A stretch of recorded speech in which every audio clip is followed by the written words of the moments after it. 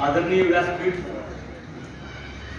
व शिक्षक वर्ग आणि विद्यार्थी मित्रांनो, आज या ठिकाणी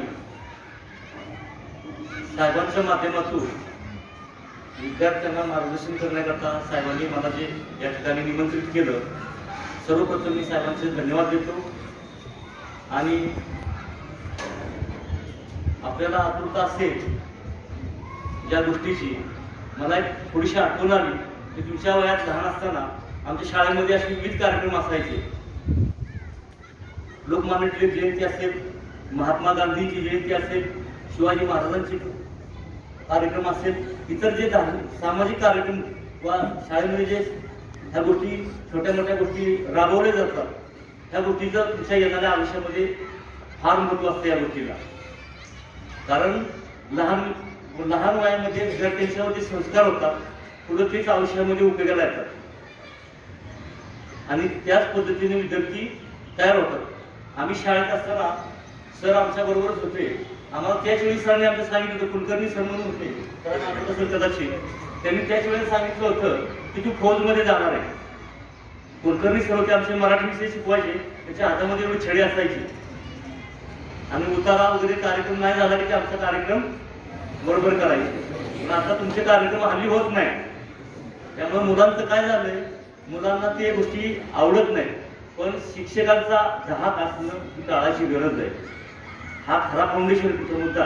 आणि मुद्दा येतो कसा, आता काळ बदलला, लोक समाजामध्ये बदल झाला की आमच्या मुलांना तुम्ही कोणी बोलायचं नाही, कोणी सांगायचं नाही, मग मुलं आपल्या मनाने कशा पद्धतीनं वावरतात समाजामध्ये आणि त्याच्या निगेटिव्हिटी खूप गोष्टी आपल्याला बघायला मिळतात समाजामध्ये। आज जी बेरोजगारी वाढलेली आहे त्याला कुठेतरी आपण देखील कारणीभूत असतो समाजामध्ये। आमच्या काळामध्ये काळ बदलला हे ठीक आहे, पण काळाबरोबर शिक्षक हा असं व्यक्तिमत्व असतं, आपली त्याची शिक्षकाची आपल्यावर भीती असते, पण ती भीती कशी असते, आदरयुक्त भीती असते। भीती असायला पाहिजे। आणि ज्या समाजामध्ये, ज्या कुटुंबामध्ये, ज्या शैक्षणिक संस्थेमध्ये किंवा कोणत्याही इन्स्टिट्यूटमध्ये जर वरिष्ठांची किंवा त्या तिथल्या तुम्हाला शिकवणाऱ्या गाईडलाईन देणाऱ्या व्यक्तिमत्वाची तुमच्यावर भीती नसेल, मग ती भीती, आपण भीती कोणत्या पद्धतीने घेतो ते आपण ठरवायचं असतं, आकलन आपण करायचं असतं, किती कारणांनी भीती, तो प्रसंग आणि ते गोष्टीचे औचित्य साधून आपण आपलं मार्गक्रमण करायचं असते। शाळेमध्ये शिक्षक लोक शिकवताना आपण शांत चित्तानं त्यांच्या सर्व गोष्टी समजून घेणं हे आपलं कर्तव्य। तुम्ही 10वीला 12वीला किती टक्के मार्क्स घेतले, तुमच्या आयुष्यामध्ये येणाऱ्या काळामध्ये तुम्हाला समाजामध्ये कोणीही विचारत नाही की तुमचे मार्क्स किती आहेत। आता काल परवाची उदाहरणं आहेत, बरेच उदाहरणं आपल्या समोर आले असतील। UPSCचा रिझल्ट लागला, असं की व्यक्तिमत्व त्याच्यामध्ये निघालं की त्यांना 10वीला 35 मार्क होते इंग्लिशमध्ये, इंग्रजी विषयामध्ये। ते व्यक्तिमत्व पुढं असं निखरलं गेलं, त्यांनी UPSC क्रॅक केली येणाऱ्या काळामध्ये। असं कोणी ठरवू शकतं का की 10वीला किंवा 12वीला मार्क्स कमी घेतले तर पुढे तुमचं व्यक्तिमत्व उभरणार नाही म्हणून? असं नसतंय कुठं। तुमची मार्क्सची, तुम्ही किती मार्क्स घेतले यापेक्षा तुम्ही काय शिकला, तुम्ही सरांनी शिकवलेलं किती ऑब्झर्व केलंय आणि किती तुम्ही पेपरमध्ये उतरवले, त्याच्यापेक्षा माझं असं आकलन आहे, मी असं बघितलेलं आहे, त्याच्यापेक्षा तुम्ही आज रोजी शाळेतून जाते वेळी शाळेतून तुम्ही काय आउटपुट घेतला, मग तुमचं ते ग्राउंडमध्ये असेल, स्पोर्ट्समध्ये असेल, किंवा सरांनी एखाद्या चॅप्टर विषयावर बोलले असेल, किंवा बालगंगाधर टिळकांच्या विषयी तुम्हाला मार्गदर्शन केले असेल, महात्मा गांधींच्या जीवनावर तुम्हाला मार्गदर्शन केलं असेल, किंवा विविध तुमच्या शैक्षणिक विषयात जे मार्गदर्शन केलं असेल, तर त्याचं तुम्ही आकलन समाजामध्ये, मी आज शाळेमध्ये मला सरांनी सायन्स विषयामध्ये काय शिकवलं, तुमच्या इतर जॉग्राफीमध्ये काय शिकवलं, भूगोल ह्या विषयामध्ये काय शिकवलं, किंवा इतर विषयामध्ये तुम्हाला काय शिकवलं, तुम्ही एक सरासरी सरळ करायचा की सरांनी आपल्याला काय शिकवलं, पण त्यापेक्षा मला ती समाजामध्ये किती उपयोगी ठरणार आहे याच्यावर तुम्ही तुमचं संशोधन केलं पाहिजे।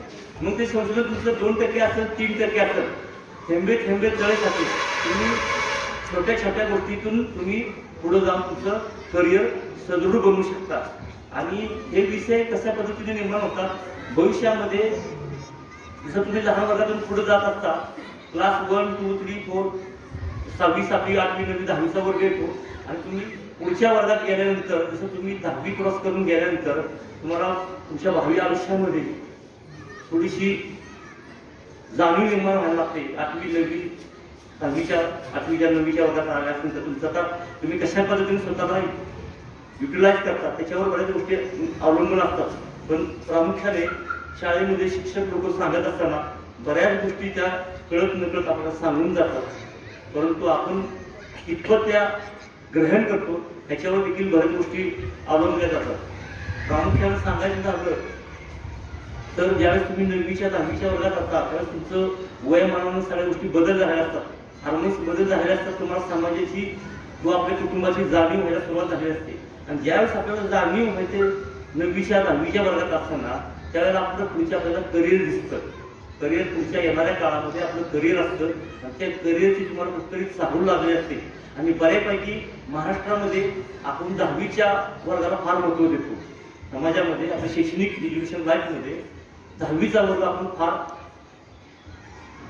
वेगळ्या पद्धतीने त्या 10वीच्या वर्षी आपण फेस करतो. आता गव्हर्नमेंटचं सिस्टम बदललेलं आहे. आता 11वी 12वी सिलेबस बदल करणे वगैरे वगैरे, परंतु प्रामुख्यानं 10वीचं वय हे मुलांचं विद्यार्थ्यांचं 15-16च्या आसपास जेमतेम वय असतं. आणि त्याच्यानंतर 11वी 12वी पुढचं तुमचं करिअर काय असतं, आपण करिअर कुठं घडवायचं, करिअर कशा पद्धतीने घडवायचं म्हणजे आपल्याला चिंता लागलेली असते. असे पण काही प्राणी असतात आपल्यामध्ये ते बेफिकर असतात. असे पण विद्यार्थी मित्र आपल्याबरोबर आपले जे मित्र असतात ते बेफिकर असतात, त्यांना कसली चिंता नसते. मग त्यांची अवस्था पुढं येणाऱ्या काळामध्ये इतकी वाईट अवस्था होते. आम्ही बघितलं, सरांनी पण बघितलं, ते कहावत हिंदी में बचपन पिता खेल खेल में भरी जवानी सोया, अब पछताए देख क्या होत क्या देख बुढापा रोया. म्हणजे आपण शिक्षक लोक सांगत असतात, मी मुद्दाम हा दोहा का सांगितला तर प्रत्येक गोष्टीला प्रत्येक वेळेला आपण महत्त्व दिलं पाहिजे. तुम्ही असं काही नाही की सर तुम्हाला तुमचे शिक्षक लोक पण तुम्हाला कुठं प्रेशर नाही करणार, तर तुम्ही कुठेतरी उघडून आलं पाहिजे कोणत्याही विषयात. मग तुमचं स्पोर्ट्समध्ये असेल, कोणी एखादा विद्यार्थी व्याख्या कार्यक्रमानिमित्त टिळक साहेबांच्या जीवनावर बोलणार असेल, शिवाजी महाराजांच्या जीवनाविषयी बोलणार असेल, तर प्रत्येक विद्यार्थ्यांमध्ये विविध रूपाने विविध अंगाने त्याच्यामध्ये गुण अवतरलेले असतात. त्या गुणांचं आपण अवलोकन करायचं. तुम्ही वैयक्तिक बघायचंय की मी कुठं करिअर करू शकतो. मला देखील वाटायचं मी शिक्षक व्हावं, सरांच्या पेक्षा माझं चांगलं व्यक्तिमत्व होतं शिक्षक होण्याचं, पण मला तो प्लॅटफॉर्म नाही मिळाला. सरांच्या पेक्षाही कधी कधी मी जास्त मार्क घ्यायचे हिंदी विषयात, सरांना सुद्धा आठवत असेल, सरांच्या पेक्षा माझे हिंदी विषयात मार्क जास्त असायचे, पण मला ते प्लॅटफॉर्म सापडला नाही किंवा मला मार्गदर्शन नाही मिळालं. पण काय हरकत नाही, मी रडत बसलो का, सर गेले, सरांना मार्गदर्शन मिळालं. त्यांच्या कुटुंबामध्ये त्यांचे वडील सर्व्हिसला होते, त्यांना मार्गदर्शन मिळालं, त्यांनी तिकडे फोकस केलं. करिअर हे प्रत्येक ठिकाणी माणूस घडवू शकतो. करिअर करण्याला कोणतीही एकच वाट किंवा 2 वाट किंवा 3 वाट असंख्य वाटा आहेत करिअर दृष्टिकोनातून. करिअर करण्यामध्ये आता ह्याच्यामध्ये विद्यार्थी बसले, सगळेच विद्यार्थी त्या स्कोर नसतात. त्या शिक्षकांच्या जर तुम्ही शिक्षण दिलेलं असतं त्या पद्धतीनं तसा स्कोर घेत नाहीत विद्यार्थी. पण जरी तो स्कोर नाही घेतला तर तुम्ही करिअर घडू शकत नाही असं काय आहे का. सरासरी समाजामध्ये या गोष्टीकडे जास्त बघितलं जातं आणि शैक्षणिक संकुल म्हटलं की तिथे हेच बघितलं जातं, हुशार विद्यार्थी, कॅलिबर विद्यार्थी आणि मग हे ढ विद्यार्थी किंवा ते, तर तसं काही नसतं. आज रोजी बऱ्याच तुम्ही ठिकाणी पेपर वाचण्यामध्ये तुमच्या असतील, तुम्ही बघितलं असेल, जेवढे आज हायर रँकला लोक आहेत, उदाहरणार्थ आता UPSCच्या एक्झाम झाल्या, MPSCच्या पण रिझल्ट झाले, तुम्ही युट्यूबवर एक पुण्याचा एक विद्यार्थी भारत आडनाव त्यांचं, मी टायटल विसरलो त्यांचं, भारत नांदेड का काहीतरी टायटल आहे त्यांचं, युट्यूबला. ती व्यक्ती सर 10वीला नापास झाली होती, 10वीला नापास, 12वीला नापास, BA पार्ट थर्ड इयरला नापास. त्या व्यक्तीने काय करायला पाहिजे, त्यांचं आज कार्य कुठं असेल, 10वी नापास, 12वी नापास, BA थर्ड इयरला नापास. भारत आंधळे, तुमचं नाव आहे भारत आंधळे, युट्यूबला तुम्ही कधी सर्च करून फावल्या वेळामध्ये तो व्हिडिओ बघा. ती व्यक्ती आज कलेक्टर आहे. पॉसिबल आहे का ते? आहे. तुम्ही बघा नंतर भरत आंधळे पुण्याचं व्यक्तिमत्व आहे. पुण्यापासून शेजारी कुठं त्याचं खेडेगाव आहे, त्या ठिकाणी ते राहत होते. ते 10वी 12वी झाल्यानंतर पुण्यामध्ये शिकायला आले आणि त्यांना असा प्लॅटफॉर्म मिळाला की पुण्यामध्ये बाबा मोठमोठ्या अकॅडमी असल्या त्या अकॅडमीमध्ये राहून मी शिक्षण देऊ शकतो. त्यांनी पहिली एक्झाम दिली MPSCची ग्रॅज्युएशन नंतर. 10वीला 2 वेळा झाले, दुसऱ्या वेळेला पास झाले. 12वीला परत सेम तेच, ग्रॅज्युएशनला सेम तेच. ग्रॅज्युएशन झालं तर त्यांना MPSC अपिअर करण्याची संधी मिळाली. MPSC अपिअर केलं, MPSCला त्यांचा रिझल्ट फेल आला. MPSCला रिझल्ट फेल आला, त्यांनी परत प्रयत्न केला, परत फेल आला. पण तिसऱ्या वेळा ट्राय केला, त्यांचं PSIला सिलेक्शन झालं. PSI सिलेक्शन झाल्यानंतर त्यांना कुठेतरी एक ताकद आली आणि मी PSI झालो, पोलीस सब इन्स्पेक्टर झालो. मी त्यांना खूप आत्मीयता वाटली, आपल्यापाशी काहीतरी आहे. त्यांना कधी कळालं, ग्रॅज्युएशन नंतर 2 वर्ष त्यांची वाया गेली. MPSC पास झालं की PSI झाल्यानंतर त्यांना कळलं की मी PSI होऊ शकतो, म्हणजे मी पुढे बरंच काय करू शकतो. त्यांनी परत स्वतःला शोधायला सुरुवात केली. PSIचं कार्यरत असताना त्यांना कुणीतरी मित्र भेटले सानिध्यामधले. त्यांनी सांगितलं अरे PSIचं एवढंच पोस्ट असतं, एवढंच काय करणार, तर चालू करायचं यशस्वी होतो वगैरे वगैरे. त्यांनी परत पुढे तयारी केली जोमानं. परत त्यांनी परत एक्झाम दिली, परत फेल झाले. ISC एक्झाम दिली, परत फेल झाले. परत त्यांनी दिली, परत फेल झाले. परत एक्झाम दिली, परत फेल झाले.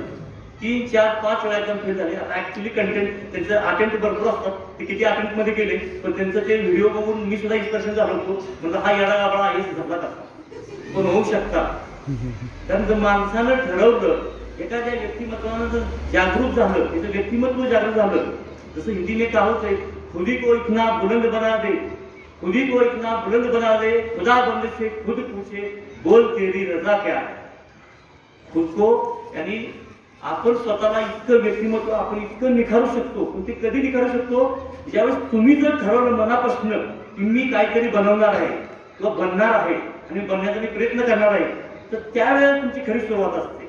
आज तुम्ही वर्गामध्ये शिक्षकांना सुद्धा ते असं ओळखू शकणार नाही की हा विद्यार्थी सरासरी आपण ॲव्हरेज काढतो, हा विद्यार्थी हुशार आहे, हे विद्यार्थी हुशार आहे, तो विद्यार्थी हुशार आहे. कारण ते त्यांचं आपल्याला कशा पद्धतीने असतं, तर तुम्ही सांगितलेला शिक्षकांनी सांगितलेला होमवर्क असेल, शिक्षकांनी सांगितलेल्या गोष्टी असेल, तर तुम्ही त्या योग्य वेळी आणि योग्य सांगितलेल्या प्रमाणे तुम्ही करत असता. त्यामुळे त्यावेळेचं त्यांचं आपल्याला असतं की हा विद्यार्थी हुशार आहे.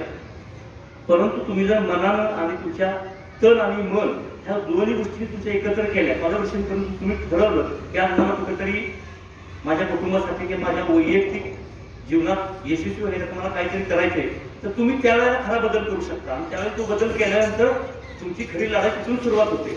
आणि असे बरेच विद्यार्थी आहेत. मला सांगण्याचा विषय मुद्दा हा होता की जीवनामध्ये कोणतीही व्यक्ती किंवा कोणताही विद्यार्थी हुशार वगैरे असं काही नसतं. स्वतःला तुम्ही कधी बदलवायचा प्रयत्न करणार आणि किती बदलवायचा प्रयत्न करणार, त्यावेळेस तुमची खरी सुरुवात लढाई असते. असे बरेच विद्यार्थी आणि विद्यार्थिनी असे असतात जे अगदी ग्रॅज्युएशन पर्यंत डीम पोझिशनमध्ये असतात, नॉर्मलमध्ये असतात. पण ज्यावेळेस त्यांना खरी कुटुंबाची आणि आपल्या स्वतःची जाणीव होते किंवा ओळख होते समाजामध्ये पडल्यानंतर, त्यावेळेला तिथून विद्यार्थी खरे बदलतात. असे भरपूर उदाहरण आहेत ज्यात त्यांनी आपलं करिअर आजचे तुम्ही पाठीमागचे महिने 15 दिवसापूर्वी UPSCचा रिझल्ट लागले, MPSCचे त्याच्या पाठीमागे लागले होते. तुम्ही त्याच्यामध्ये मी सगळ्या त्या गोष्टी पाहिल्या, त्याचे लेख वाचले, युट्यूबला माहिती त्याची आली.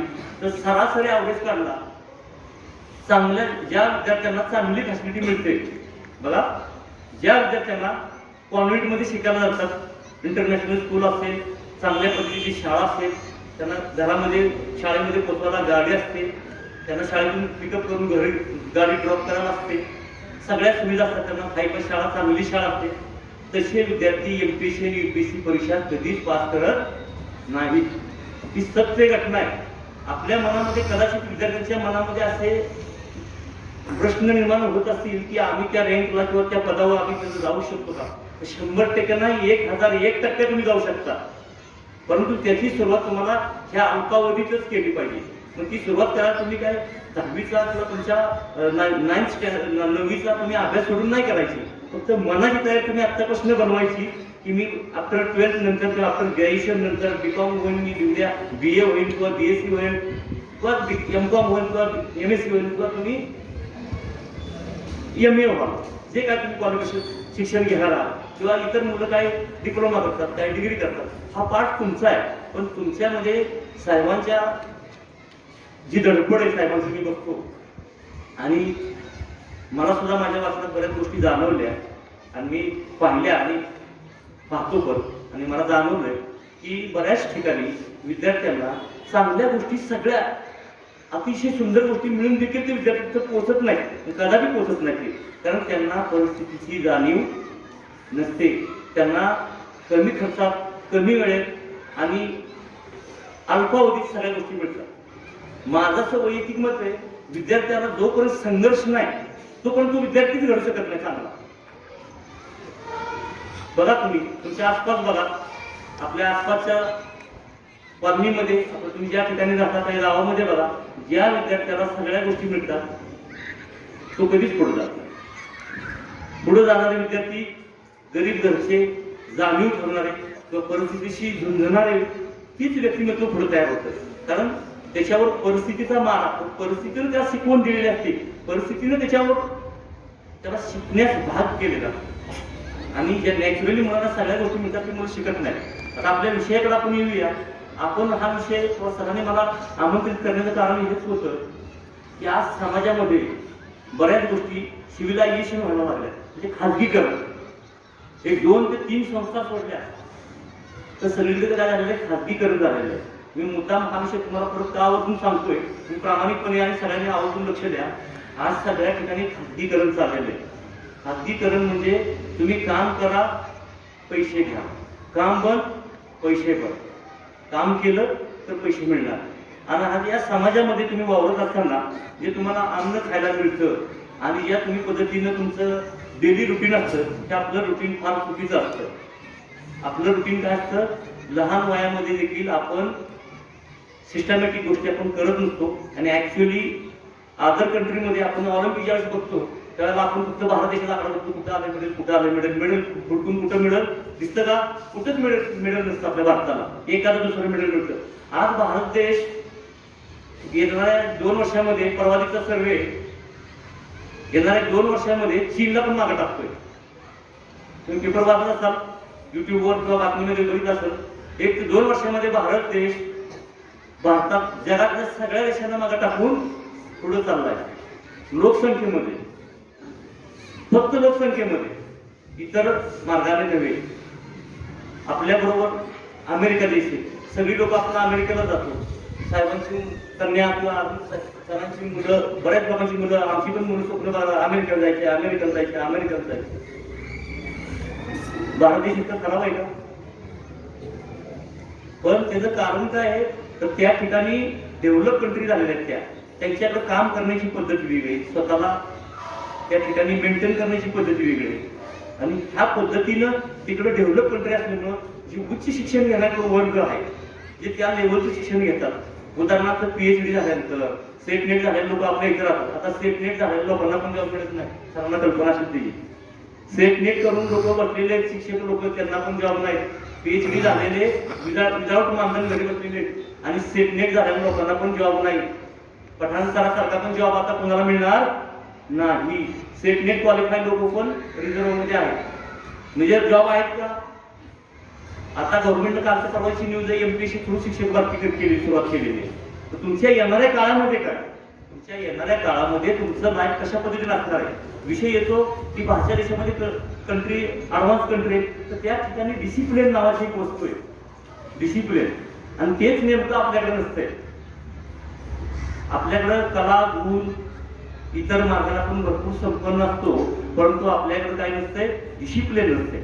आणि हे डिसिप्लिन गिने शिवणे संस्थांमध्ये फक्त असते. गिने शिवणे म्हणजे फॉर एक्झाम्पल आमच्याकडे पण बिगडे जेवण असतात. आपण डिसिप्लिन कुणाकडे बघतो, बेल्ट फोर्सची लोक, उदाहरणार्थ पोलीस फोर्स असेल किंवा फोर्सेस असतील, पण त्यांनीच फक्त डिसिप्लिन मध्ये राहिले पाहिजे का? जवान शहीद झाला की आपण नारा देतो, 2 दिवस दुखवटा करतो, जवान अच्छा था मर गया. सरकारी तिथं शिलाई मशीन तिच्या बायकोला देतो, म्हणतो बाया तू कपडे शिवत बस आयुष्यभर. झालं का आयुष्य संपलं का त्याचं? शिलाई मशीन कपडे शिवून त्या जवान मिळाला, त्याचं काय, त्याच्या कुटुंबाचं काय? ह्या गोष्टी कोणी बघत नाही. आणि ह्या गोष्टी समाजामध्ये होत असताना बऱ्याच गोष्टी, घटना, दुर्घटना ह्या आपल्या मुलं फौजमध्ये पण जातात, फोर्समध्ये पण जातात. पण जे जात असताना मुलं, पूर्वीचा काळ होता, समप्रमाणात लोक घेत होती, पण तिथून पुढचा काळ फार अवघड झालेला आहे. ज्यावेळेस तुम्ही स्वतःला वैयक्तिकरित्या तुम्ही स्वतःहून डेव्हलप करत नाही. शिक्षक तुम्हाला शाळेत आल्यानंतर मार्गदर्शन करतात, पीटीच्या वेळेला तुम्हाला फिजिकल दिवशी सांगतात, तुमची कवायत वगैरे घेतात. आमची पण कवायत होती, पण आम्ही प्रॉपर कवायत करत होतो, तुम्ही पण करत असाल. पण त्याच्यामधून तुम्ही हा बोध घेतला पाहिजे की सर आपल्याला 6व्या पिरियडला कवायत घेतात किंवा 7व्या पिरियडला कवायत घेतात. तो कवायत घेण्याचा त्यांचा दृष्टिकोन फिजिकल टीचरचा असा असतो की तुम्ही ही कवायत तुम्ही तुमच्या फावल्या वेळामध्ये, फावल्या वेळ म्हणजे कधी असतो फावला वेळ आपल्याला, अर्ली मॉर्निंग किंवा इव्हिनिंग, संध्याकाळच्या वेळेला, तुम्ही त्यावेळेला तुम्ही घरी जाऊन तो आत्मसात केला पाहिजे. तुम्ही स्वतःला परखून घेतलं पाहिजे, मी किती धावू शकतो, मी किती पळू शकतो. मरण्याला फक्त त्या सैनिकानेच मरलं पाहिजे का? चांगलं कार्य करून तुम्ही इथं पण चांगलं कार्य करून तुम्ही पुढे जाऊ शकता किंवा तुम्ही स्वतःला पण बनवू शकता. मग सैन्य दलामध्ये जाल, तुम्ही पोलीस फोर्समध्ये जाल, बरेच डिपार्टमेंट आहेत. आणि महत्वाचा मुद्दा असा येतो, तुम्ही जोपर्यंत वैयक्तिकरित्या तुम्ही स्वतःला फिट ठेवत नाही, तुमची मानसिकता जोपर्यंत चांगली नसेल, तुम्ही कोणतंही चांगलं काम तुम्ही चांगलं करू शकत नाही. तुमची मानसिक तयारी आहे, तर तुमची शारीरिक तयारी नसते. तुमची मनाची खूप तयारी असते, ते चांगलं काम करायचे, चांगली गोष्ट तुम्हाला करायची. पण जोपर्यंत तुम्ही शारीरिक दक्षता घेत नाही तुमची, तोपर्यंत तुम्ही चांगलं काम करू शकत नाही किंवा चांगल्या पदापर्यंत किंवा चांगल्या ठिकाणी तुम्ही जाऊ शकत नाही. उदाहरणार्थ, भारताची पहिली महिला लेडी कोण होती? नाव सांगू शकता कोणी मला? भारताची पहिली महिला IPS कोण होती महिला? किरण बेदी. या करेक्ट. किरण बेदी रोज 2 तास बॅडमिंटन खेळायची. तुम्ही त्यांची कधी जीवनी वाचा, युट्यूबवर वाचा, पुस्तकात वाचा. किरण बेदी मॅडम रोज 2 तास बॅडमिंटन खेळायचे. बॅडमिंटन खेळत असताना त्यांना किती त्रास होतो तेव्हा त्यांना कळलं होतो नाही. बॉलच्या पाठीमागे धावायचं, तिकडून तिकडं धावायचं, इकडून तिकडून धावायचं. आणि धावता धावता त्यांच्या म्हणजे त्यांची मेंटॅलिटी, फिजिकल स्टँडर्ड त्यांचा आणि मेंटॅलिटी डेव्हलप झाली हळूहळू. आणि ती डेव्हलप झाल्यामुळे त्यांना लढण्याची शक्ती मिळाली. आणि ते लढत असताना जरी त्यांना अपयश आलं तर परत यशाकडे जाण्याची ताकद मिळते. आणि ही ताकद फक्त आणि फक्त तुमच्या एक्सरसाइज मध्ये असते. सांगण्याचा उद्देश हा येतो की तुम्ही स्वतःचं शेड्यूल बनवलं पाहिजे आणि तुमच्या फावल्या वेळामध्ये तुम्ही सकाळी रोज उठून एक्सरसाइज केली पाहिजे, व्यायाम केला पाहिजे. जर तुम्हाला सकाळी पॉसिबल नसेल, शाळेचं तुमचं टायमिंग असेल, तर तुम्ही इव्हिनिंग टाइमला वेळ दिला पाहिजे. आणि पुढं होणारा नागरिक, पुढं होणारा जवान, तुम्ही लहान वयामध्ये जर त्या गोष्टी पाळल्या प्रॉपर मध्ये, आता महिला कुठेही कमी नाही, महिला सगळ्या ठिकाणी अग्रेसर आहे. तुमच्या मुलींची संख्या जास्त आहे. आता महिलांना डिग्रीजमध्ये पण घ्यायला लागले. काल परवा दिवशी राष्ट्रपती पण महिला झालेले आहेत. तुम्ही बघितलं असेल मुर्मू मॅडम, त्यांचा अल्पावधी त्यांना कितीतरी संकटाला सामोरे गेले.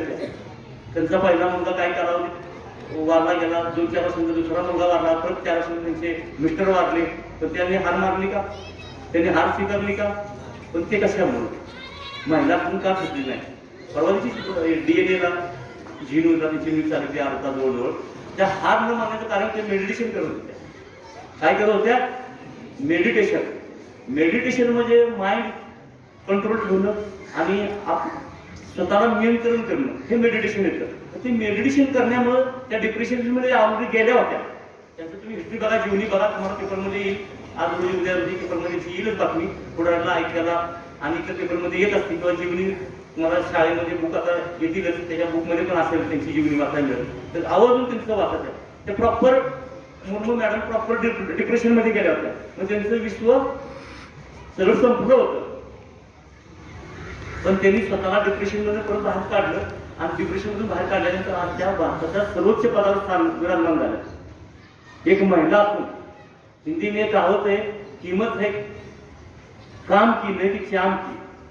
हिंदी में एक दोहा है, उसको बोलते हैं कीमत है काम की, कीमत नहीं है चाम की. चाम माने चमड़ी. मी काळा आहे का गोरा आहे, मी देखणं आहे का देखणूपणा नाही, तर त्या विषयाला महत्व नसतं कुठेही. आपण हे वय असतं काय लोकांचं मनात की वाटतं बाबा आपण कधी स्वतःला कमी लेखतो किंवा स्वतःला आपण वेगळ्या अँगलनं बघतो, तर तसं काही नसतं. मुर्मू मॅडम ह्या प्रॉपर त्यांचं व्यक्तिमत्व तुम्ही बघितलं असेल. पण त्यांनी स्वतःला डिप्रेशनमध्ये बाहेर काढून त्यांनी असं अविरत कार्य केलं समाजामध्ये. बरेच पुरस्कार मिळाले. त्यांनी पहिलं पार्षदचं इलेक्शन लढवलं त्यांच्या एरियामध्ये. पार्षद झाल्या पाहिजे, पार्षद म्हणजे आपल्याकडे नगरपालिकेचा नगरसेवक वगैरे असं म्हणतात किंवा नगराध्यक्ष असतात ते कोण. तर त्याच्यानंतर ते आज भारताच्या सर्वोच्च पदावर पोहोचल्या. का पोहोचल्या? त्यांच्या व्यतिरिक्त दुसऱ्या महिला नव्हत्या का? शिकलेल्या पण होत्या. पण मोदींना किंवा त्यांच्यावर जे कोणी संशोधन केलं किंवा ज्यांना काय त्यांना वाटलं की ह्याच व्यक्तीला पुढं त्यांनी का रेस केलं, त्याच्यामध्ये त्यांनी त्यांची जीवनी एक देशाला किंवा इतर देशाला एक संदेश द्यायचा होता त्यांना की असे व्यक्तिमत्व असणारी एक महिला, जिचं काही वर्षापूर्वी एक मूल वाढलं तरुण वयामध्ये, बघा तरुण म्हणतं दुःख आहे, त्याच्यानंतर परत 4-5 वर्षांनंतर दुसरा मुलगा वाढला, त्याच्यानंतर 3-4 वर्षांनी परत त्यांचे मिस्टर वाढले, तरी ती महिला खचलेल्या डिप्रेशनमध्ये गेल्या होत्या, पण स्वतःला त्यांनी सावरून परत त्या पुढे आल्या आणि आज भारताच्या सर्वोच्च पदावर आहे. त्यामुळे महिला किंवा मुलं कोणती कुठेही कोणीही व्यक्तिमत्व कमी नसतं. मी मुद्दाम हा विषय का सांगितला तर काल परवा दिवशी ताजी घटना आहे, आपल्या समोर आहे. एवढं मोठं उदाहरण, याच्यापेक्षा दुसरं उदाहरण आपल्याकडे नसणार आहे आणि हे जगाला उदाहरण दिलं गेलंय. हे जगाला उदाहरण जाणार आहे थोड्या दिवसामध्ये, गेलेलंच आहे उदाहरण. पण त्याच्या विषयावर पुढे तुम्हाला उद्या येणाऱ्या इतिहासाच्या पुस्तकामध्ये सुद्धा तुमचं नाव असणार आहे. हे असं व्यक्तिमत्व आपल्या भारत देशामध्ये होऊन गेलं. त्याच्यानंतर अशा बऱ्याच घटना होत असतात. तर मी सांगण्याचा माझा हा मुद्दा होता की तुम्ही स्वतःला एक डिसिप्लिनमध्ये धाडण्याचा प्रयत्न करा. प्रामुख्याने हा शाळेमध्ये, भारतामध्ये आपल्या हा शाळेमध्ये हा विषय नसतो. इतर कंट्रीमध्ये सर्वप्रथम फिजिकलच महत्व दिलं. मला प्रॉपर पीटी होते त्या ठिकाणी. प्रॉपर मुलांना पीटीचा पिरियड असतो, 1 ते 2 पिरियड अंतरान, थोड्या अंतरान 40 मिनिटाचा काय तुमचा पिरियड जो असतो त्या अंतरान पिरियड घेऊन प्रॉपर तुमच्या अगोदर पीटी केली जाते. तो टर्नओव्हर तुमच्याजवळ इक्विपमेंट, पीटीचे जे ड्रेस आहे, पीटी ड्रेस आहे, तो तुमचा आम्ही बदली केला जातो, तुम्हाला तशी सुविधा असते. आणि मग नंतर आपण तुमचं एज्युकेशन हब सुरू होतो, एज्युकेशन स्टँडर्ड नंतर सुरू होतो. पण आपल्याला तशी परिस्थिती नाही, भारतामध्ये तर किमान नाहीये. जरी नसली तरी आपण त्याचा उपभोग घेऊ शकतो. तुम्हाला आपल्याकडे भरपूर वेळ, सकाळच्या खोल्या वेळामध्ये, संध्याकाळच्या खोल्या वेळामध्ये तुम्ही तुमच्या शिक्षकांचं मार्गदर्शन घेऊ शकता. मार्गदर्शन द्यायला भरपूर लोक समाजामध्ये असतात. मार्गदर्शन न मिळून देखील आपण काय करू शकतो त्याचं उदाहरण मी आहे. आम्हाला मार्गदर्शन नसताना पण माझा रस्ता मीच हुडकायचा, माझा स्वतःचा रस्ता मीच बनवायचं आणि मीच त्या रस्त्यावर खाली पडायचं, परत उठायचं. मी 2 वर्ष लगातार पळत होतो. लगातार 2 वर्ष मी 10वी पास झाल्यानंतर 2 वर्ष पळत होतो. मी आज चांगला काही सुद्धा होऊ शकत होतो, पण मला त्यावेळेस मार्गदर्शन नसल्यामुळं माझे रस्ते भटकत होते. कारण मला मार्गदर्शन होते, माझे वडील शिकलेले होते, परंतु शेतकऱ्याला मार्गदर्शन करायला एवढा वेळ नसतो. त्याच्याकडे भरपूर काम असतात, हे करायचे, ते करायचे, रानात जायचे, पेरायचे, ठेवायचे, नांगायचे, बऱ्याच गोष्टी असतात. मार्गदर्शन नसतं. मार्गदर्शन नसल्यानंतर भटकतो व्यक्ती. सरांचे बंधू आगम पठाण त्या जज आहेत. मी ज्यावेळेस कनेदाखावर पळायला जायचं, त्या आगम पठाण मेढ्यावरनं एमएटी गाडी घेऊन तिथं रस्त्यावर तिथं थांबायचे आणि त्या बसायला कुठे जागा नसायची त्यांना. पण ते ब्रिज ज्या ठिकाणी आउटलेट असतो पाणी सोडण्याचा, त्या आउटलेटवर प्लास्टर भिंत बांधली असते, त्या भिंतीवरती बसलेला असायचे सरांचे बंधू सोडून. मी माझ्या डोळ्याने बघितलं आणि 1 दिवस नाही बघितलं. मी तिथं जायचं, पळत जायचं, चला आम्ही आगमबाई म्हणायचं. माझा रस्ता काढतो ना दैनंदिन संध्याकाळी इव्हिनिंग झाली 4-5-4:30ला. माझं Nelegaon to Kannad dam and back हा माझा रस्ता काढतो. पण असेल फार कष्ट घेतलं मी. लहान असतानाच मी भरती झालो, संविधानामध्ये नोकरी केली. नोकरी करून आल्यानंतर शेतकऱ्याचा मुलगा होतो, घरी जमीन वगैरे भरपूर होती. बऱ्याच गोष्टी मी बदल झाला. तर मी सांगण्याचा हा मुद्दा कारण हे होतं की एका कुटुंबात एक व्यक्ती जरी पुढे गेली किंवा शासकीय नोकरीत गेली किंवा चांगल्या ठिकाणी गेली तर अख्खं मागचं कुटुंब पुढे आपण चांगल्या पद्धतीने डेव्हलप करू शकतो. कारण नुसते शेत जमीन असून किंवा इतर गोष्टी असून पण चालत नाही, त्याला सगळ्या गोष्टींची जोड लागते. सगळ्या गोष्टींचा ज्यावेळेस जोड असेल तर ते व्यक्तिमत्व पुढं चांगलं बनत जातं. मी माझ्या जीवनामध्ये हे अनुभव घेतलेले आणि अनुभव घेऊन पुढे चाललोय. आणि आपण समाजाला तुमच्यापर्यंत म्हणजे फिटनेस साहेब पण एक संस्थापक सदस्य आहेत, त्यांनी पण फार संघर्ष केलेला आहे. ही संस्था एवढी मोठी नावारूपाला आलेली आहे.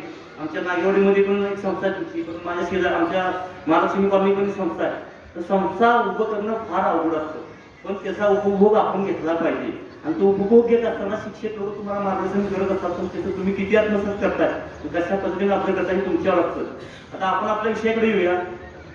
तुम्हाला याची जाणीव असेल किंवा नसेल, भारतीय सैन्य दलामध्ये मोठ्या प्रमाणात जॉबची ऑपॉर्च्युनिटी आहे. पण त्यासाठी मी तुम्हाला अगोदर सांगितलं त्यासाठी तुम्हाला प्रॉपर स्वतःला मेंटेन केलं पाहिजे. स्वतःला मेंटेन करत असताना सैन्य दलामध्ये भरपूर जॉब आहेत. इंडियन डिफेन्समध्ये फार मोठे जॉब आहेत, विविध प्रकारचे जॉब आहेत. पण त्यासाठी तुम्हाला तयार केलं पाहिजे. तुम्ही स्वतःला त्यावेळेला तुम्ही तयार होऊ शकत नाही. जसं म्हणतात ना, ताण लागले की वीर खांदूया. वीर पाणी लागेल का, त्याला सर्वे करावा लागतं, अगोदर सगळ्या गोष्टी बघावं लागतं. पाण्याचा स्रोत कुठे, कोणत्या ठिकाणी पाण्याचा उगम होऊ शकतो, कुठं पाणी आपल्याला मिळू शकतं. त्यामुळे कोणतीही पुढे भविष्यात येणारी गोष्ट करण्याकरता तुम्हाला अगोदर त्याचं नियोजन करायला हवं. आणि ते नियोजन करत असताना तुमची पूर्व तयारी पाहिजे. कोणत्याही फील्डला जाण्याअगोदर तुमची पूर्व तयारी पाहिजे. पूर्व तयारी करत असताना सैन्य दलामध्ये तुम्हाला जाण्याचं कोणी इच्छुक असेल, सैन्य दलामध्ये आर्मी आहे, नंबर 1 ला आर्मी येतं, नेव्ही येतं, एअरफोर्स येतं. 10वी नंतर आर्मीला तुम्ही जाऊ शकता. आर्मीमध्ये 10वी पास झाल्यानंतर त्याच्यानंतर नेव्ही एअरफोर्सला तुम्ही 12 PCMB ग्रुपनं जाऊ शकता, नेव्ही आणि एअरफोर्समध्ये. त्याच्यानंतर परत हे झालं आर्मी, नेव्ही आणि एअरफोर्स. त्याच्यानंतर परत पॅरामिलिटरी फोर्सेस आहेत. पॅरामिलिटरी फोर्सेसमध्ये CRP येतं, BSF येतं, CISF येतं, ITBP येतं, SSB येतं. अशा विविध अंगाने पॅरामिलिटरी फोर्सेस येतं, NSG येतं, CISF येतं. ह्या फोर्सेसमध्ये बेसिक पे तुमचे आता 26,000 बेसिक पे, ग्रेड पे वगैरे असे म्हणून तुम्हाला पर मंथ 40,000 ते 50,000 रुपये तुम्हाला पगार मिळू शकतो. त्याच्यानंतर अल्पावधीचा तुम्ही पूर्वीचा कालावधी होता, आता नवीन केंद्र शासनाने नियम बदलले. त्याच्या पूर्वीचा असा नियम होता, कालावधी होता की पॅरामिलिटरी फोर्सेसमध्ये 20 वर्षाचा पिरियड होता. त्याच्यानंतर आर्मी, नेव्ही, एअरफोर्समध्ये तुमच्या 4 वाईज सर्व्हिसेस होत्या. तर तुम्ही लहान वयामधून आणि ह्या वयामधून जर तुम्ही प्रयत्न केले तर तुम्ही डिफेन्सच्या नोकरीमध्ये जाऊ शकता आणि तुमचा वैयक्तिक विकास आणि तुमच्या कुटुंबाचा विकास तुम्ही साधू शकता. त्यासाठी तुम्हाला पूर्व तयारी ही ह्या वयातच करायला लागणार आहे. कारण त्यावेळेस काय होतं, 10वी 12वी झाल्यानंतर तुम्ही शिक्षणाचा पण लोड असतो. तत्पूर्वी तुम्ही सुरुवातीपासून बेसिक सुरुवात जर केली गेली तर तुम्ही पुढे तुम्हाला ते टार्गेट अचीव करायला सोपं झालं. त्यासाठी तुम्ही बेसिक सुरुवात लहान वयातूनच केली पाहिजे. पुढं काय होतं, पुढं भविष्यात मुलांना कॉम्पिटिशन, आज रोजी फार कॉम्पिटिशन झालेलं आहे. आर्मीमध्ये ज्याला 1600 मीटर रनिंग असते, 1600 मीटर रनिंगला तुम्हाला 5:30च्या टायमिंगमध्ये काढावं लागतं. आणि ती 6 महिने 9 महिने 1 वर्ष प्रॅक्टिस करून होत नसते. त्यासाठी तुम्हाला भरपूर वेळ द्यावा लागतो. त्यासाठी तुम्हाला 1-2 वर्षाचा लॉंग पिरियडमध्ये तुम्हाला लेंदी प्रोसेस येते. त्यासाठी तुम्ही स्वतःला पहिलं बदल तुमच्यामध्ये आणला पाहिजे. आणि तो बदल घडून आणण्यासाठी तुमचं हे लहान वय, ह्या वयामध्ये तुम्ही तुमच्या बदल घडवून आणून तुम्ही पुढचं तुमचं करिअर, कारण सिव्हिलमध्ये आता तुम्ही जर पाहिले जॉबच्या नोकरीच्या संदर्भात, तर सिव्हिलमध्ये बऱ्याच ठिकाणी कामाचे चान्सेस खूप कमी आहेत. प्रायव्हेट वर्क आहे. प्रायव्हेट वर्कमध्ये तुम्ही जोपर्यंत काम करणार आहे तोपर्यंत तुम्हाला मानधन दिलं जातं, त्याच्यानंतर मानधन दिलं जात नाही. आणि मग पुढचं आयुष्य तुमचं परत दुर्भर होतं. तर आता तुमच्या लहान वयामध्ये तुम्हाला ही साहेबांनी ही संधी उपलब्ध करून दिलेली आहे.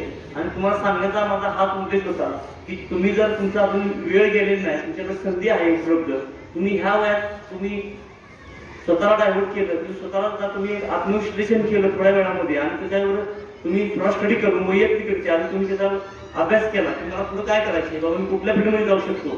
तर प्रत्येक फील्डमध्ये कुशाग्र बुद्धीची मुलं पण पुढे जाऊन करिअर घडू शकतात. तुमच्या लोकमान्य शाळेतले विद्यार्थी आहे, आमच्याच गावचा एक गायकवाड म्हणून मुलगा आहे, त्याचं नाव मी विसरलो, सांगलं तर कोण असेल, गायकवाड आडनाव त्याचं, श्रीकांत काहीतरी नाव, आमच्याच गावचा, माझ्याच गावचा मुलगा आहे. तो गावातून तो चालत येतो, आमच्या शेजारी शाळेमध्ये यायचा तो. आणि कुशाग्र बुद्धीचा मुलगा होता. त्यानं चांगलं शिक्षण घेतलं. सायन्सनं त्यानं PCM ग्रुप होता त्याचा, PCM ग्रुपनं त्याने एक्झाम दिली एअरफोर्सची. आज ते एअरफोर्समध्ये टीचर आहे. एअरफोर्समध्ये नवीन येणाऱ्या विद्यार्थ्यांना तो टीचिंग करतो. तुमच्या शाळेतला विद्यार्थी, आमच्या शेजारच्या शाळेत संस्थेमध्ये होता कदाचित, या ठिकाणी नव्हता. पण असे विद्यार्थी घडतात. तर त्यानं त्यावेळेला डिसिजन घेतलं. तो माझ्या संपर्कात आला होता त्यावेळेला. त्याच्या वडिलांची मानसिक परिस्थिती जरा वेगळी झाली होती. त्यांचं दुकान होतं, सर्व कल्पना असेल. मानसिक परिस्थिती खचल्यामुळे त्याची परिस्थिती अतिशय डांबर होती. अतिशय त्याची शेती त्याची अतिशय परिस्थिती बिकट झाली.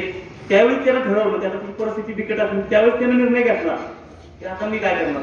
वडिलांची मानसिक परिस्थिती बिघडलेली, घरामध्ये तोच मोठा, आई घरी, घर कसं चालणार. त्यावेळी त्यांनी डिसिजन घेतला मला काहीतरी करायचं. त्यावेळी त्याने निर्णय घेतला आणि तो आज 1 ते 1.5 लाख रुपये पगार घेतात. इंडियन एअरफोर्समध्ये तो आज मुलांना शिकवतो. नवीन येणाऱ्या एअरफोर्समध्ये नवीन ऍडमिशन होणाऱ्या विद्यार्थ्यांना तो शिकवतो. एकदम सामान्य कुटुंबातला सामान्य विद्यार्थी, तुमच्या शाळेत शिकलेला विद्यार्थी, पण तो आज उच्च पदावर आहे. पद जरी त्याचं छोटं असलं पण कार्य महान आहे त्याचं. तो स्टेपनं लोकल फ्रंटकडे होत चाललेला आहे.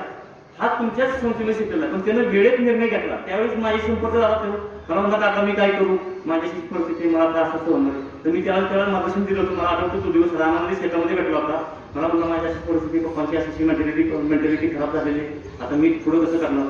म्हटलं तुला आता हाच पर्याय, पुढे शिक्षण घेऊन तुझी परिस्थिती नाजूक आहे, बेटर दॅन फाईन. तो आता शॉर्ट बट स्वीट, आता तू इकडं हा मार्ग अवलंब कोर्समध्ये जॉईन कर.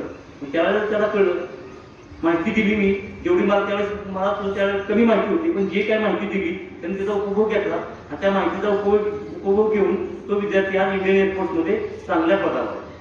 त्याच्यानंतर शहापूरचा विद्यार्थी 2 वर्षापूर्वी मला भेटला होता. तो म्हटला, सर माझी किती कष्ट करायची तयार आहे, मला एक प्लॅटफॉर्म द्या, मला डिफेन्सची कसलीच कल्पना नाही डिफेन्स विषयी. तर त्याला मी सांगितलं, तू कोणत्या विषयाला. तर मला, मी सर 12वी PCMB ग्रुप शिकत आहे. मला इंजिनिअरिंग करायचं नाही, मला नीटला डॉक्टरला पण जायचं नाही, मला JEE वगैरे काहीच करायचं नाही. मला असा पर्याय आहे की मी माझ्या कुटुंबाला सावरू शकतो. त्याला मी एकच प्रश्न केला, म्हणजे कष्ट करण्याची कितपत तयारी आहे. तर मला, मी मोठ्या प्रमाणात कष्ट करू शकतो.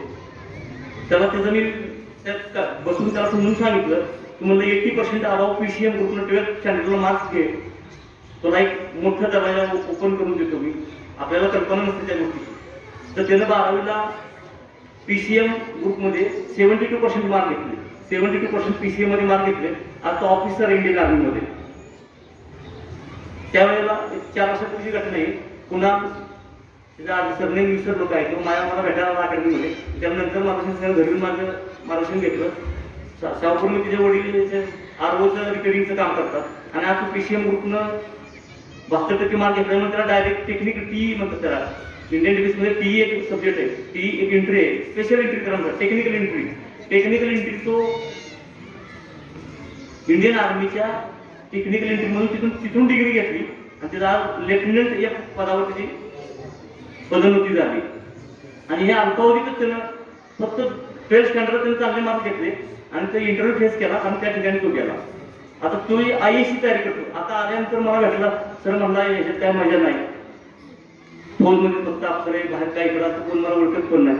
म्हणून तुझं आता काय लक्ष आहे, मला कोण इकडं ओळखायला पाहिजे. अरे म्हणून तुझा अधिकारी झाला, 1-1.5 लाख रुपयाला पगार आहे, तो आराचा साध्या कपड्याचा आज म्हणून पगार तुझ्या मला सर कसे काय आहात, हाऊ डू डू. आता म्हणतो कसं काय, 1-1.5 लाख रुपये पगार त्याला, सुविधा तर भरपूर सुविधा. मला सर याच्यावर तुम्हाला थांबायचं नाही. म्हणून आता काय करायचं, म्हणून सर मला IAC तयारी करायची. तर तेही आम्ही मिटिंग घेऊन SP साहेबांना भेटलो. म्हणून सर SP साहेबांचं म्हणून सर याला असाचा विद्यार्थी असाच घडामोडी झालेला आहे. SP साहेबांनी त्याला स्पेशल विजिट देऊन आम्ही लोक त्यांच्यावर सर म्हटलं याला मार्गदर्शन करा, असा विद्यार्थी अशा पद्धतीने त्याचं पुढची वाटचाल आहे. त्यांनी SP साहेबांनी त्याला बघून घेतलं आणि मिटिंग लावून त्याला ते पुढचं मार्गदर्शन केलं. तर विद्यार्थी हा प्रॉपर मी सांगण्याचा विषय असा होता, ज्या विद्यार्थ्यांची क्षमता असेल त्यांनी पुढची वाटचाल. डिफेन्समध्ये देखील भरपूर पाय आहेत. आजकाल मुलींना पण NDAचा दरवाजा उघड झालेला आहे. 12th स्टँडर्ड NDAचे एक्झाम तुम्ही अप्लाय करू शकता. NDA एक्झाम देऊन मुली पण जाऊ शकतात, मुलं पण जाऊ शकतात. आणि जरी NDA मध्ये जर विद्यार्थी नाही जाऊ शकला तर NDA मध्ये न गेल्यानंतर हताश होण्याचं काय कारण नाही. त्याच्यानंतर परत भरपूर दरवाजे उघडतात. विद्यार्थ्यांनी डिग्री केली असेल, इंजिनिअरिंग केल्यानंतर देखील टेक्निकल इंजिनिअरिंगमध्ये जाऊ शकतो. किंवा 12th स्टँडर्डला आता स्कोर वाढला त्याचा. माझ्या मुलाला 80% PCM मधून मार्क घेतलं त्यानं, त्याचा पण नंबर नाही पडला. 2013 का 14 साली तो पुन्हा नावाचा विद्यार्थी 70% मार्क घेऊन झाला. मी सुद्धा त्याच पद्धतीने माझ्या मुलाला तयार करायला सांगितली. मुलांना माझ्या पोद्दारांमधनं 80% मार्क PCM ग्रुपमध्ये घेऊन पूर्ण तयार केली. पूर्ण त्याला फोकस लावला होता. 12 तास अभ्यास करायचा. 12 तास अभ्यास करून पण त्याला 12वीला PCM ग्रुपमध्ये 80% मार्क मिळाले CBSE बोर्डमधून. तरी पण त्याला ज्यावेळेस आम्ही ऍप्लिकेशन केलं पण तो क्वालिफाय नाही झाला. कारण त्यावेळेला काय झालं, पर्सेंटेज ऑफ मार्क्सचं वाढलं होतं. कारण उत्तर भारतात येणारा जो लोंढा असतो सगळे CBSE पॅटर्नचे विद्यार्थी तिकडचे, त्यांचे CBSE 2 पॅटर्नमध्ये असते. NCERT national council education of training NCERT हा सिलेबस सगळ्या युपीएससीचा एक्झाम कंडक्ट करतो. त्यामुळे त्या विद्यार्थ्यांना त्यांचं जे शिक्षण आहे, युपीएससीचं जे सिलेबस आहे तो प्रॉपर सीबीएसई अंतर्गत असतो. त्यामुळे त्यांना त्याचं बेनिफिट मिळतं नकळत त्यांना ज्यावेळेस युपीएससीच्या एक्झाम देतात त्यांना एनसीईआरटीचं सिलेबस तिथं मिळतो आणि त्याचं त्यांना बेनिफिट मिळतं. त्यामुळे ती लोक पुढे जातात. मग आपल्या लोकांना आपण तिथं मागं पडतो. कारण आपल्याकडे शाळा जे आपल्या स्टेट बोर्डच्या आहेत आणि जेवढ्या काही सेंट्रल लेवलच्या एक्झाम असतात युपीएससीच्या ते सगळे एनसीईआरटी थ्रू आणि सीबीएसई बोर्ड थ्रू कंडक्ट केले जातात. त्यामुळे त्यांना तिथं त्या ठिकाणी त्याचा फायदा मिळतो. तर अशा पद्धतीनं तुम्ही जे काय हुशार बुद्धीचे असतील किंवा हुशार विद्यार्थी असतील किंवा हुशार हा आपण स्वतःलाही बनवू शकतो. तुम्ही जर जर तुम्ही लक्ष साधलं किंवा लक्ष्यावर तुम्ही फोकस केलं तर तुम्ही त्या लक्ष्यापर्यंत तुम्ही पोहोचू शकता आणि अशा पद्धतीने तुम्ही तुमच्या करिअरमध्ये तुम्ही बदलाव आणू शकता. आता शेवटी माझ्याकडे कालच्या माझ्या वाचनात आलं होतं अब्दुल कलाम साहेबांनी, भारताचे माजी राष्ट्रपती माननीय अब्दुल कलाम साहेब यांनी काही गोष्टी सांगितल्या होत्या ते माझ्या काल वाचनात आल्या. मी तुम्हाला ते सांगतो. डॉक्टर कलाम यांनी एका शाळेमध्ये केलेल्या भाषणात 10 नियम सांगितले जे कोणत्याही शाळेत शिकवले गेले पाहिजे. कलाम साहेबांनी हे सांगितलं होतं की ह्या गोष्टी शाळेमध्ये शिकवल्या गेल्या पाहिजे. त्या काय आहेत आपण पुढे वाचूया. आयुष्य खडतर आहे त्याची सवय करून घ्या. संघर्ष कधी संपलाय का? संघर्ष कधी संपलाय का? आज आपण शाळेत चालत होतो, कालांतराने नोकरी लागतो, 2 व्हीलर मिळते की 4 व्हीलर पाहिजे, 4 व्हीलर आले की त्याच्यापेक्षा चांगली गाडी पाहिजे, त्याच्यापेक्षा चांगली गाडी पाहिजे. त्याच पद्धतीने दिलं आयुष्य खडतर आहे त्याची सवय करून घ्या.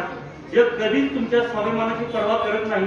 स्वतःबद्दल अभिमान बाळगण्याआधी काहीतरी करून दाखवा आणि स्वतःला सिद्ध करा. त्याच्यानंतर इथे कॉलेजमधून बाहेर पडल्या 5 आकडी पगाराची अपेक्षा करू नका. कॉलेजमधून बाहेर पडल्या 5 आकडी पगाराची अपेक्षा करू नका. ते काय म्हणतात पुढे जाऊन, एका रात्रीत कोणी व्हाईस प्रेसिडेंट होत नाही. त्या पदापर्यंत पोहोचण्यासाठी अपार कष्ट करावे लागते आणि कष्टाचं प्रतीक आपल्या समोरच आहे. मुर्मू मॅडम ज्या आज आपल्या भारताच्या राष्ट्रपती झालेल्या आहेत ते तुम्ही उदाहरणाने पाहिलेच असेल. त्याच्यानंतर आज कदाचित तुम्हाला तुमचे शिक्षक कडक आणि भीतीदायक वाटत असतील. आज तुम्हाला तुमचे शिक्षक कदाचित भीतीदायक आणि कडक वाटत असतील कारण अजून बॉस नावाचा प्राणी तुमच्या आयुष्यात यायचा आहे. भावी आयुष्यामध्ये जेव्हा तुम्ही पुढे जा त्याला तुम्ही ज्या ठिकाणी कार्यरत असणार त्या ठिकाणी बॉस असतो तर तो प्राणी अजून तुमच्या आयुष्यात नाही. त्यामुळे तुम्हाला शिक्षक हे भीतीदायक किंवा कष्टदायक वाटत असतील. पुढे येतं की तुम्ही केलेली चूक ही सर्वस्वी तुमची चूक आहे आणि तुमचा पराजय हा सर्वस्वी तुमचा पराजय आहे. कोणाला दोष देऊ नका. झालेल्या चुकीपासून धडा घ्या आणि पुढे चालत राहा. तुमचे पालक तुम्ही जन्माला यायच्या आधी एवढे कंटाळवाने आरसिक नव्हते जेवढे तुम्हाला ते आता वाटतात. तुमचे संगोपन करण्यासाठी त्यांनी जे अमाप कष्ट घेतले त्यामुळेच आज त्यांचा स्वभाव असा झाला आहे. म्हणजे परिस्थितीला तुम्ही काय करून घ्या, समजून घ्या. उत्तेजनात पारितोषिक हा प्रकार फक्त शाळेतच पाहायला मिळतो. काही शाळेमध्ये तर अगदी पास होईपर्यंत परीक्षा देता येते. आहेत कशा परीक्षा समाजामध्ये अशा आपण जे आज आम्ही जे आहे आमची सुद्धा परीक्षाच आहे ना. आमची सुद्धा परीक्षा आहे. समाजामध्ये वावरत असताना प्रत्येक ठिकाणी आपली परीक्षा होत असते.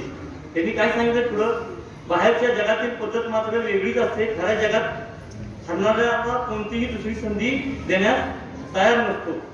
आयुष्याच्या शाळेत इयत्ता आणि तुकडी नसते. आयुष्याच्या शाळेत इयत्ता म्हणजे वर्ग आपण म्हणतो इयत्ता आणि तुकडी नसते. त्यामध्ये मे महिन्याची सुट्टी नसते. स्वतःचा शोध घ्यायला, नवीन काही शिकायला कोणी तुम्हाला वेळ नाही देत. तो वेळ तुमचा तुम्हाला शोधायचा असतो. आपण कारण देतो. सरांनी होमवर्क सांगितलं असेल आणि सरात शाळेत आल्यानंतर सर विचारलं असेल, अरे कालचा होमवर्क दिला तुम्ही दाखवा मला. आपण कारण काय सांगतो सरांना, सर आम्ही सर्व सर मला नाही म्हणजे सर म्हणतात थोडं हक्क करा. तुमच्याकडे आहे म्हणजे करत नसतो. सरांना आम्ही भरपूर मार्क लागले शाळेमध्ये. त्या सरांची आमची एवढं बांबूची स्टिक असायची. कुलकर्णी सर जबरदस्त प्रसाद द्यायचे आमचे. पण आता तसे प्रसाद मला मिळत नाही. पण ते पूर्वी सांगत होतं की भीती शिक्षकाची असायला पाहिजे पण ती आदरित भीती असायला पाहिजे. त्याच्यानंतर जर टीव्हीवरचे जीवन काही खरे नसते आणि खरे आयुष्य म्हणजे टीव्हीवरचे सिरियल नसते. खऱ्या आयुष्यात आराम नसतो. असते ते फक्त काम आणि काम. खऱ्या आयुष्यामध्ये काय असतं, फक्त काम आणि काम. आणि शेवटचा नियम सरांनी सांगितला अब्दुल कलाम साहेबांनी, स्वप्न ते नाहीत जे तुम्ही रात्री झोपेत बघता. स्वप्न ते नाहीत जे तुम्ही रात्री झोपेत बघता, स्वप्न ते आहे जे तुम्हाला झोपूच देत नाही. स्वप्न ते आहे तर तुम्ही रात्री झोपत बघता तेव्हा ते गोळी झोपायला लागते. स्वप्न ते नाहीत जे तुम्हाला झोपूच देत नाही. तर तुम्ही उठा आणि जागे व्हा. तुमचं करिअर आणि पुढच्या तुम्हाला कंटाळा आला असेल कदाचित, तरी पण थोडासा वेळ मी 2 मिनिटं वेळ घेतो. तुम्हाला भविष्यामध्ये जीवनामध्ये जर काय करायचं असेल तर उठा आणि जागे व्हा. आणि इथून पुढचं तुमचं जो कार्यकाळ आहे आणि तुमचं भविष्य आहे ते तुम्ही यशस्वीरित्या पार पाडाल. आणि स्वतःला एक डिसिप्लिनमध्ये वर्ग करून तुम्ही स्वतःला डेव्हलप करण्याचा प्रयत्न करा.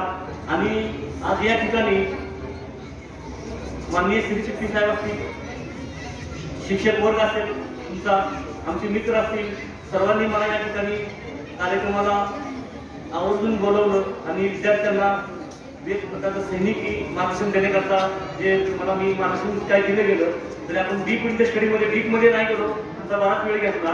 यातून पुढे तुमच्या कोणत्याही शंका असतील भरती संदर्भात तुम्ही सरांना जर पठाण सरांना सांगितलं तर त्यांच्या माध्यमातून मी व्हॉट्सअप थ्रू त्या सरांना सांगेन. कोणतीही कसली अडचण असेल तुम्हाला भविष्यात येणारी ती भरती संदर्भात, भरतीमध्ये बऱ्याच प्रकारचे भरतीचे प्रकार आहेत, ते तुम्ही मार्गदर्शन सरांच्याकडे देईन. सरांच्या मार्फत मी तुम्हाला पोहोचवेन. आणि त्या संधीचा तुम्ही आवर्जून जो कोणी विद्यार्थी उत्सुक असेल त्यांनी त्याचा फायदा घ्यावा आणि आपलं भविष्य, आपलं आयुष्य, आपलं जीवन सुंदर बनावं. एवढं बोलून मी आणि संस्थेनं मला या ठिकाणी मार्गदर्शन करण्याकरता बोलवलं त्याबद्दल संस्थापक सरांचं आणि संस्थेच्या